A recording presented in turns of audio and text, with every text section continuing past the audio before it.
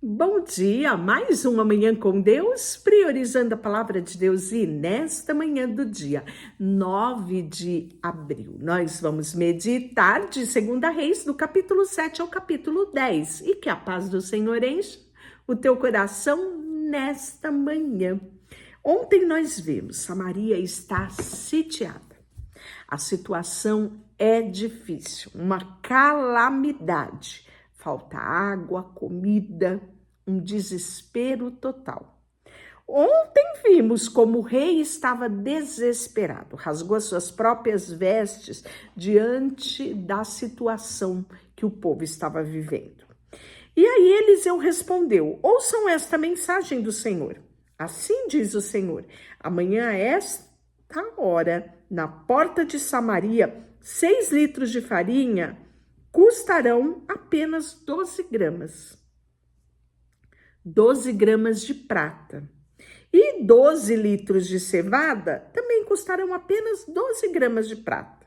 O oficial que auxiliava o rei disse ao homem de Deus: ainda que o Senhor abrisse as janelas do céu, isso nunca poderia acontecer. Eliseu, porém, respondeu: você verá com seus próprios olhos, mas não comerá coisa alguma. Havia 4 homens com lepra, sentados junto ao portão da cidade. Por que ficamos aqui sentados, esperando a morte? Perguntou uns aos outros. Morreremos de fome se ficarmos aqui, mas também morreremos de fome se entrarmos na cidade, pois não há alimento lá. Vamos sair e nos render ao exército do sírio. Se eles nos deixar viver, melhor, mas se nos matarem de qualquer maneira, teríamos morrido. Ao anoitecer, partiram para o acampamento dos sírios. E quando chegaram à extremidade do acampamento, viram que não havia ninguém ali, pois o Senhor havia feito o exército sírio ouvir ruído de carros de guerra a galope e cavalos ao som de um grande exército que se aproximava. Disseram uns aos outros: o rei de Israel contratou mercenários hititas, egípcios para nos atacar. Por isso fugiram ao anoitecer, abandonando tendas, cavalos, jumentos e tudo. Eles largaram para trás para salvar as suas próprias vidas. Quando os leprosos chegaram às extremidades do acampamento, foi de uma tenda a outra, comendo, bebendo, pegaram prata, ouro, roupas que encontraram e esconderam tudo. Por fim, disseram uns aos outros: isso não está certo. Este é um dia de boas notícias e não contamos a ninguém. Se esperarmos até amanhecer, seremos castigados. Venha, vamos voltar e dar as notícias ao palácio. Então voltaram à cidade e relataram aos guardas dos portões o que havia acontecido. Fomos ao acampamento do sírio e não havia ninguém, disseram eles. Os cavalos, jumentos estão armados e as tendas todas armadas, mas não há ninguém por lá. E os guardas gritaram, anunciando a notícia ao palácio. O rei levantou no meio da noite e disse aos seus oficiais: vou explicar o que aconteceu. Os sírios sabem que estamos morrendo de fome, por isso deixaram o acampamento, se esconderam nos campos. Estão à nossa espera para nos capturar com vida e conquistar a cidade quando saímos. Um dos seus oficiais disse: seria melhor que enviássemos espias para ver. Eles podem usar cinto dos cavalos que sobraram.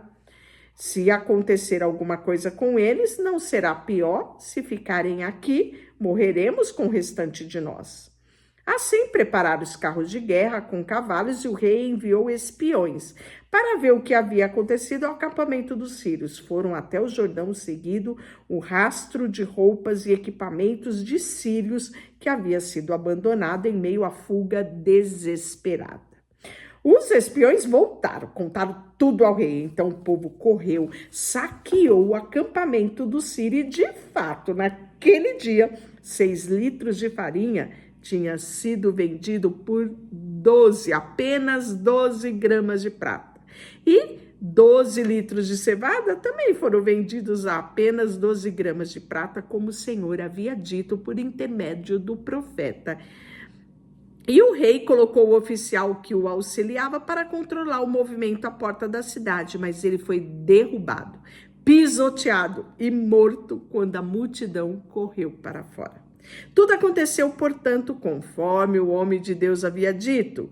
O rei foi à sua casa. O homem de Deus tinha dito ao rei: amanhã, a esta hora, à porta de Samaria, 6 litros de farinha fina custarão apenas 12 gramas de prata, 12 litros de cevada também custarão apenas 12 gramas de prata. O oficial do rei havia respondido: ainda que o Senhor abrisse as janelas do céu, não poderia acontecer. E o homem de Deus tinha dito: você verá com os próprios olhos, mas não comerá coisa alguma. E assim aconteceu, pois ele foi pisoteado pelo povo na porta da cidade, e ali mesmo ele morreu. E Eliseu tinha dito à mulher cujo filho havia ressuscitado: reúna sua família e mude-se para outro lugar, pois o Senhor proclamou na terra de Israel uma grande fome, que durará 7 anos. A mulher seguiu as instruções do homem de Deus, reuniu sua família e mudou-se para a terra dos filisteus, onde ficou por lá por 7 anos. Ao fim de 7 anos, a mulher voltou para a terra, e foi ao rei reaver a sua casa e as suas terras. E quando ela chegou, o rei falava com Geazi, o servo do homem de Deus. O rei havia acabado de dizer: conte-me alguma coisa dos feitos de Eliseu. E Geazi lhe falava na ocasião que Eliseu havia ressuscitado o menino, o filho desta viúva. Naquele exato momento, a mãe do menino entrou e apresentou-se ao rei, pedindo, entrando com a sua petição para reaver a sua casa e as suas terras. Veja, meu senhor rei, exclamou Geazi, esta é a mulher e este é o filho dela que Eliseu ressuscitou. É verdade, respondeu a mulher. E ela lhe contou o que havia acontecido. Então o rei ordenou a um dos seus oficiais, que devolvesse a mulher, incluindo o valor das colheitas realizadas durante o tempo em que ela estivera ausente. E Eliseu foi para Damasco, na capital da Síria, onde Ben-Hadad estava doente. E quando alguém disse ao rei que o homem de Deus tinha chegado, o rei disse a Hazael: leve um presente para o homem de Deus, depois peça e pergunte a ele se eu vou me recuperar dessa doença. Hazael levou consigo presentes, 40 camelos, carregados do melhor produto de Damasco. E foi e disse: seu servo Ben-Hadad, rei da Síria, me enviou para perguntar se ele vai se recuperar da doença. E Eliseu respondeu: vai e diga-lhe, certamente se recuperar. Na verdade, porém, o Senhor me mostrou que ele certamente morrerá. Eliseu olhou fixamente para Hazael até deixá-lo constrangido. Então o homem de Deus começou a chorar. Por que o Senhor está chorando? Perguntou Hazael. E Eliseu respondeu: sei de coisas terríveis que você fará com os israelitas. Queimará as cidades fortificadas, matará jovens à espada, esmagará a criancinha, rasgará o ventre de mulher grávida. Hazael disse: como é que alguém tão sem importância como eu poderá fazer uma coisa tão grande? Respondeu Eliseu: o Senhor me mostrou que você será o rei da Síria. Hazael se despediu de Eliseu e quando voltou ao rei, perguntou: o que Eliseu lhe disse? Hazael respondeu: disse que o Senhor certamente se recuperará. Mas no dia seguinte, Hazael pegou uma coberta, encharcou de água e segurou sobre o rosto do rei, até que ele morresse. E Hazael foi seu sucessor na Síria. No 5º ano de Jorão, filho de Acabe, rei de Israel, estamos falando do quê? Reino Norte, capital Samaria. Josafá ainda reinava em Judá, Reino Sul, isso mesmo, capital Jerusalém. E ele reinou em Jerusalém 8 anos. seguiu o exemplo dos reis de Israel e foi tão perverso quanto o rei Acabe. Isso, Jeorão, tá? Ele foi tão perverso quanto Acabe, pois se casou com uma das filhas de Acabe. Jeorão fez o que era mal aos olhos do Senhor, mas o Senhor não quis destruir Judá, pois havia prometido ao seu servo Davi. Gente, uma aliança feita com Deus, Deus não é como nós, que nos esquecemos. Deus não, Ele zela pelas alianças que Ele faz. E aqui, tanto tempo depois, por amor a Davi, ele não removeu do trono de Judá a descendência de Davi. Durante o reinado de Jeorão, o edomita se rebelaram contra Judá e proclamaram o seu próprio rei. Então, Jeorão saiu com todos os seus carros de guerra e atacaram a cidade de Zair. Vamos falar de Acasias, que era filha de Jorão, né? Que ele começou a reinar em Judá logo após a morte do seu pai. No 12º ano do reinado de Jorão, que era filho de Acabe, que era rei de Israel, né? Então, não é novidade para você que a gente sempre vai trazer o parâmetro. Reino norte, o reino onde a capital era Samaria, que continha ali as 10 tribos de Israel. Reino sul, capital Jerusalém, tribo de Judá. Então, sempre vamos fazer essa relação de quem reina aqui e quem reina aqui. Quem reina aqui, quando foi que começou a reinar? Sempre com parâmetro da outra tribo, né? Então, Acasias também vai fazer o que era mal aos olhos do Senhor, como a família de Acabe, né? E ele tinha se casado com a filha, né? Com uma mulher dessa família. Então, vai se repetir a história. Ele vai se unir a Jorão, que era filho de Acabe, na guerra contra Azael, rei da Síria, em Ramote-Gileade. Quando os sírios feriram o rei Jorão na batalha, ele voltou a Jezreel para se recuperar do ferimento sofrido em Ramote. Acasias, filho de Jorão, rei de Judá, foi visitar Jorão, filho de Acabe, em Jezreel, pois ele ainda se recuperava do seu ferimento. E enquanto isso, o profeta Eliseu chamou um membro do grupo dos profetas e lhe disse: prepare-se para viajar e leve uma vasilha de óleo. Vá a Ramate-Gileade e procure Jeú, que é filho de Josafá, filho de Nissi. Chame-o numa sala à parte, longe dos seus companheiros, e derrame óleo sobre a cabeça dele e diga-lhe: assim diz o Senhor, eu ungi rei de Israel. Depois, abra a porta e saia correndo. O homem profeta fez o que Eliseu ordenou, foi lá em Ramote, né? E quando chegou, encontrou Jeú sentado com seus oficiais, chamou ele, e aí eles disseram, né? Qual de nós, né? Estavam vários deles sentados, né?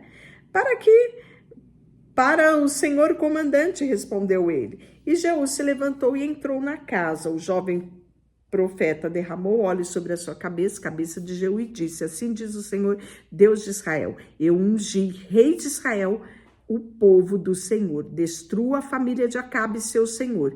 Desse modo vingará o assassinato dos meus profetas e de todos os servos do Senhor mortos por Jezabel. Lembra que havia uma profecia sobre a casa de Acabe? Chegou o cumprimento. Veja só, toda a família de Acabe deve ser exterminada. Destruirei todos os seus descendentes do sexo masculino em Israel, tanto escravo como livre. Destruirei a família de Acabe, como destruirei a família de Jeroboão, que era filho de Nebate, e de Baza, filho de Aias. Cães comerão Jezabel no campo em Jezreel, e ninguém a sepultará. Então, o jovem profeta saiu da porta, deu a mensagem e saiu correndo, como tinha determinado. E aí, Jorão volta aos outros oficiais do rei e lhe perguntou: o que esse louco queria? Está tudo bem? Vocês conhecem gente desse tipo. As coisas que ele dizem, você está escondendo algo, disseram. Conte-nos o que ele disse, Jeú lhe contou. Ele me disse assim, que o Senhor Deus, eu ungi rei de Israel, e no momento instante eles estenderam suas capas sobre os degraus para Jeú passar. Tocaram a trombeta e gritaram, Jeú é rei. Assim que Jeú, filho de Josafá, filho de Nissi, liderou uma conspiração contra o rei Jorão. O rei Jorão havia estado no exército em Ramote, onde se defendeu Israel, o exército de Azael, rei da Síria. Contudo, o rei Jorão tinha sido ferido na batalha, né? Então, ele estava para se recuperar dos seus ferimentos causados pelos sírios, né? E Jeú disse aos homens que estavam com ele, se querem que eu seja rei, não deixe que ninguém saia da cidade e vá a Jezreel contar o que fizemos. Em seguida, Jeú subiu numa carruagem e foi a Jezreel, onde o rei Jorão se recuperava dos seus ferimentos. Acasias, rei de Judá, também estava ali, pois tinha ido visitar Jorão. Quando o sentinela da torre de Jezreel viu Jeú, sua tropa, se aproximar, gritou, uma tropa se aproxima, e o rei Jorão ordenou, envie cavaleiros para perguntar se eles são de paz. O cavaleiro foi ao encontro de Jeú e disse, o que quer saber? O que o Senhor vem é em paz? E Jeú respondeu, o que lhe interessa? Paz? Junte-se a nós, o sentinela informou. O mensageiro encontrou com ele, mas não está voltando. Então o rei enviou outro mensageiro, né? E aí foi ao encontro deles e aconteceu a mesma coisa. Você vem em paz? E Jeú respondeu, o que interessa-se a paz? Junte-se a nós, e o sentinela exclamou. O mensageiro se encontrou com eles, mas também não está voltando. Rápido, prepare-se meu carro de guerra, ordenou o rei Jorão. Jorão, rei de Israel, e Acasias, rei de Judá, cada um no seu carro, saíram ao encontro de Jeú e o acharam no campo de Nabote, o Jezreel. O rei Jorão perguntou, você vem em paz, Jeú? E Jeú respondeu, como pode haver paz enquanto estamos cercados de idolatria e de feitiçaria de sua mãe Jezabel? Então o rei Jorão deu meia volta em seu carro e fugiu gritando para o rei Acasias. Traição, Acasias! Jeú disparou o seu arco com toda a força e atingiu Jorão entre os ombros. A flecha na força, né, atravessou o coração e ele caiu morto dentro do carro de guerra. Jeú disse a Abidcar, o seu oficial, jogue-o no campo que pertence a Nabote, o Jezreel. Lembra-se de quando você e eu acompanhamos a cavalo o pai dele, Acabe? O Senhor pronunciou essa mensagem contra ele. Assim diz o Senhor. Ontem vi o assassinato de Nabote, seu filho. Juro solenemente que farei pagar por ele mesmo nesse campo. Olha só. E quando Acasias, rei de Judá, viu o que estava acontecendo, fugiu pela estrada. Jeú foi atrás dele gritando, atire nele também. E atiraram Acasias e seu carro de guerra na subida de Gur, perto de Iblé. Ele conseguiu ir até Megido, mas morreu ali. Os servos de Acasias levaram o corpo, o carro de guerra, para Jerusalém, onde o sepultaram, junto com os seus antepassados na cidade de Davi. Acasias havia começado a reinar em Judá no 11º ano do reinado de Jorão, que era rei de Acabe. Então tivemos a morte de 2 reis, rei de Judá e rei do norte, né? Capital Samaria, de Israel. E aí nós vamos ter que a morte, enfim, de Jezabel. Isso mesmo, ela ainda é viva, gente. Olha só, quando Jezabel soube que Jeú tinha chegado em Jezreel, pintou os olhos, arrumou os cabelos e se sentou em frente à janela. Quando Jeú entrou pela porta do palácio, ela gritou para ele, veio em paz, assassino? Você é como Zimri, matou o seu senhor.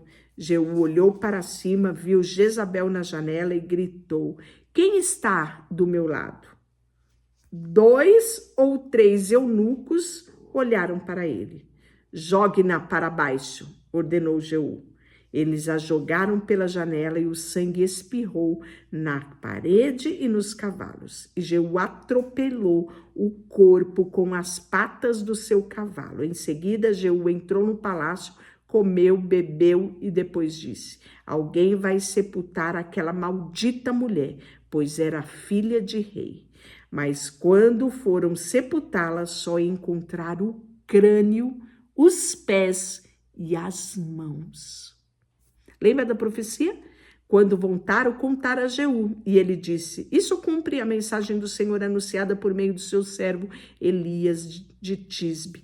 Cães devorarão o corpo de Jezabel no campo em Jezreel. Seus restos serão espalhados como esterco no campo, de modo que ninguém será capaz de recolhê-la.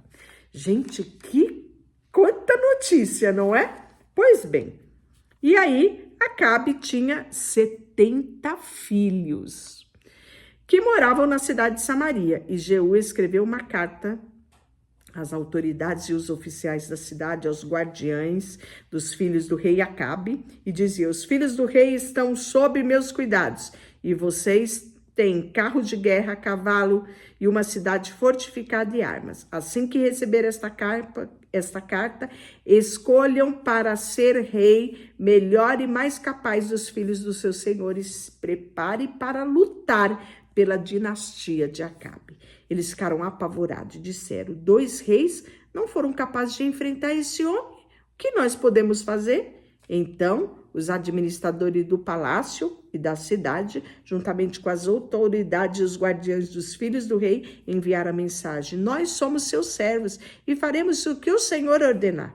Nós não proclamaremos nenhum rei. Façam o que lhe parecer melhor. E Jeú respondeu com outra carta: se estão do meu lado, vão me obedecer. Tragam-me as cabeças dos filhos do seu senhor a Jezreel amanhã a esta hora. Os 70 filhos de Acabe estavam sob os cuidados dos líderes de Samaria, onde havia sido criados desde a infância. E quando a carta chegou, os líderes mataram os 70 filhos de Acabe. É, isso mesmo. Colocaram a cabeça no cesto e as entregaram a Jeú em Jezreel.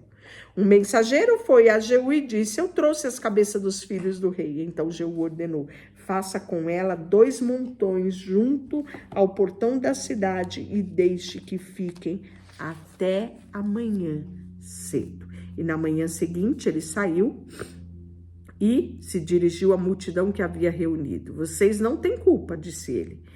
Eu conspirei contra o meu senhor e o matei. Mas quem matou todos estes? Podem ter certeza que a mensagem do Senhor a respeito da família de Acabe foi cumprida. O Senhor declarou por meio do seu servo Elias que isso aconteceria. Então Jeú matou todos os parentes de Acabe que restaram em Jezreel. Todos os seus oficiais mais importantes, seus amigos pessoais, seus sacerdotes, nenhum descendente de Acabe sobreviveu. Depois partiu Jeú para Samaria, no caminho de Bet-Equedé, dos pastores, e encontrou alguns parentes de Acazia, rei de Judá. Quem são vocês? Perguntou. E eles responderam: somos parentes do rei Acazias. Vamos visitar a família do rei Acabe e a rainha mãe. Prendam-nos vivo, ordenou Jeú aos seus homens, e eles os capturaram, 42 pessoas ao todo, e mataram eles junto ao poço de Bet-Equedé, e nenhum deles escapou.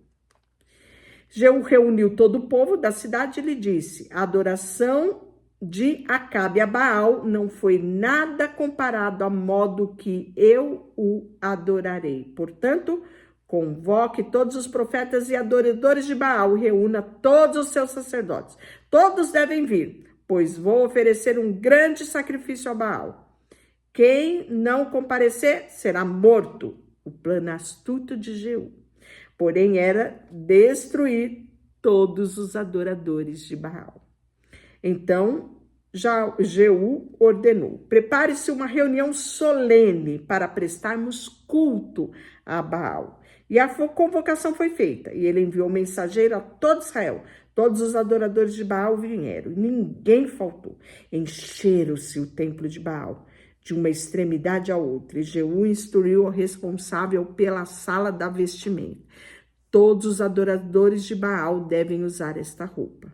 E as roupas foram distribuídas. E em seguida, Jeú entrou no templo de Baal com Jonadab, que era filho de Recabe, e disse aos adoradores de Baal: certifique-se de que ninguém adore ao Senhor, ninguém que adore ao Senhor esteja aqui, mas somente aqueles que adorem a Baal. Estavam todos dentro do templo para oferecer sacrifício e holocausto. E Jeú havia colocado 80 homens do lado de fora do edifício, avisando: se deixarem alguém escapar, pagarão com a própria vida.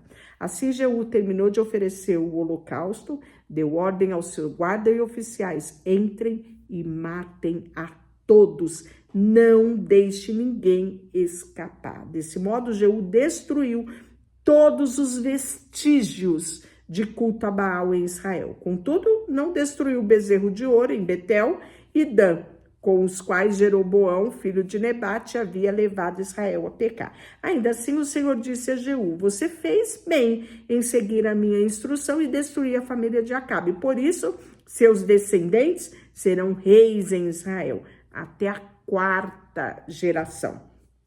Mas Jeú não obedeceu de todo o coração na lei do Senhor, o Deus de Israel, e não se afastou dos pecados de Jeroboão, que havia levado Israel a pecar. E por fim, finalzinho do capítulo 10, nós vamos ver a morte de Jeú, isso mesmo. Nós vamos ver que o território de Israel ele começou a reduzir. O rei Hazael conquistou várias regiões do reino, né, ao leste do Rio Jordão, incluindo a terra de Gileade, de Gade, terra de Rubens, de Manassés. Isso mesmo, conquistou região desde a cidade de Aroé, perto do Vale de Amon, até Gileade, Bazã ao norte, né? E quando Jeú morreu, se reuniu aos seus antepassados, foi sepultado em Samaria, e seu filho Jeocais foi o seu sucessor. E todos os atos de Jeú, ele reinou 28 anos sobre Israel em Samaria. E amanhã nós vamos ver também, falar um pouco sobre a rainha Atalia. Você vai ver quão terrível é essa mulher. Deixa eu orar por você, Senhor, nesta manhã. Colocamos diante de Ti o nosso coração, a nossa vida, tudo que temos e tudo que somos. Em nome de Jesus. Amém. Deus te abençoe.